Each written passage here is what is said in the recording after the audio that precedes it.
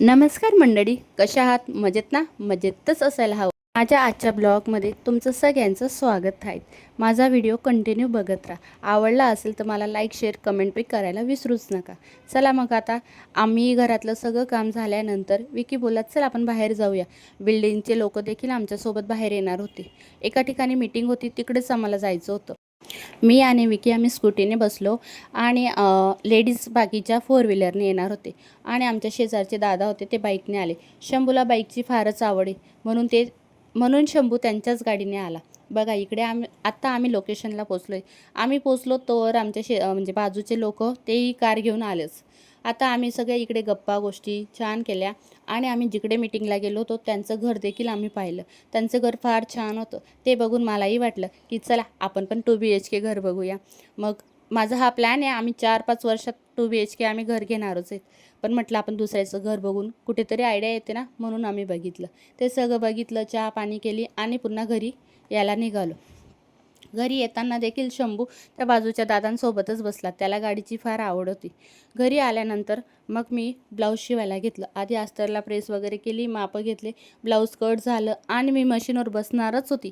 तोवर विकी बोललात, चल घरातही बोर होते, कुठेतरी बाहेर फिरायला जाऊ. आणि ते देखील म्हटले की मी बोलली कुठं जायचं, तर ते म्हटलात चल आपण मार्केटमध्ये फिरून या. मार्केटचं नाव काढताच मी तर लगेच रेडीच झाली. मी बोलली हे ब्लाऊज मी नंतरही शिवू शकते. मग काय मस्त मेकअप वगैरे केला आणि इकडे मेकअप झाल्यानंतर मला तुम्हाला सांगायचं होतं की मी इकडे जाते तिकडे जाते, पण बाहेरचा एवढा आवाज होता की मी काय बोलली हे तुम्हाला समजलं बी नसतं, म्हणून मी तो भाग कॅन्सल केला. आता इकडे आम्ही मार्केटमध्ये आलो होतो. मार्केटमध्ये एवढ्या छान गोष्टी होत्या, त्या बघतच राहू असंच वाटलं. त्यांनी तोरण, ते आकाशकंदील, काही कॅन्डल्स बनवल्या, त्या ज्वेलरी बनवली होती, एवढी सुंदर होती. पण त्याची प्राईस फार सुंदरच होती. सेल म्हणजे माझ्यासाठी तर स्वर्गासारखंच आहे. तिकडे DIY वस्तू, दिवे, लटकन, मराठी थीम, शोपीस, तोरण, आकाशकंदील, काही बाकीच्यांनी प्रस हाताने बनवली होती ती, बाकीच्यांनी दिवे बनवले होते हाताने. या सगळ्या गोष्टी बघून एवढा आनंद झाला, जबरदस्त. आणि तिकडनं आल्यानंतर मनात लगेच विचार आला, अरे ही सगळी गोष्टी आपण तर घरच्या घरी देखील बनवू शकतो. काही गोष्टी एवढ्या सोप्या असतात पण आपण कधी पाहिलेल्या नसतं ना, म्हणून आपल्याला वाटतं की आपल्याने होईल का. पण एकदा बनवायला काही प्रॉब्लेम नाही, आपण एकदा ट्राय करून बघायचे. तुम्हाला जर DIY बनवण्यात इंटरेस्ट असणार तर तुम्ही ह्या गोष्टी घरी बनवू शकता आणि घरी बनवलेल्या गोष्टींचा वेगळाच आनंद असतो. आणि तोच आनंद मी या सगळ्या बायकांच्या चेहऱ्यावर देखील पाहिला आणि मलाही वाटलं चला एवढी आयडिया तर भेटली, आता आपण पण घरी गेल्यावर काहीतरी बनवूया. बघा मी मागे तुमच्यासोबत शेअर केलं आहे, मी तोरण बनवलं होतं.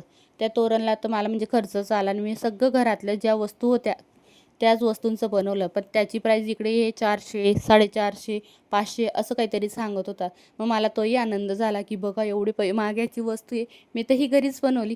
तोही आनंद झाला. आणि शंभूचं म्हणायला गेलं म्हणजे गाडीवर किती प्रेम आहे हे तर मी तुम्हाला शब्दात सांगू नाही शकत. मग मला काही गोष्टी शंभूने तिकडे बघूही नाही दिल्या, गाडी करत होता. शेवटी आम्ही इकडे आलो. या लेदरच्या गाड्या होत्या, गाड्या वगैरे सगळे छान होत्या, पण त्याची प्राईस पण तेवढीच महाग होती. मग आम्ही ते काही घेतलं नाही. शंभूला गोड बोलली, चल आपण दुसरीकडे बघू असं म्हटलं. आणि ती गाडी मी घेतली पण असती, पण त्याची प्राईस जास्त होती. त्यात त्याला एवढी आवडली पण नसतील. भाड राहिलं तर कसं असतं ना, त्याला फक्त तेवढ्यापुरतंच तेवढं आवडतं. त्यानंतर बघा इकडे मराठी थीमचंही लावलं होतं. पुन्हा हे सगळे नेकलेस वगैरे, ही ज्वेलरी त्यांनी स्वतः घरी केलेली असं सांगत होतात. नंतर इकडे नऊवारी साडी वगैरे होती. इकडे मी डेकोरेशनचं सामान बघत होती. आता दिवाळी आली म्हटलं, पण या दीदीने प्राईस फारच सांगितली. एवढ्याशा गोष्टीचं ती 200-250 असे काही म्हणत होती. मग मी ते काही घेतलंच नाही. बघू म्हटलं एकदा आपण दादरला जाऊन बघू असा माझा विचार आहे. दादरला जर भेटलं तर अतिउत्तम. दादर म्हणायला गेलं तर स्वस्तच आहे आमच्यासाठी, तरी ते दादर एकदम बेस्ट आहे. मी ऑनलाईन वस्तू घेण्यापेक्षा मी दादरवर जाते आणि त्या वस्तू घेते. मी या मार्केटमध्ये गेली पण मी एकही वस्तू न घेता रिटर्न आली.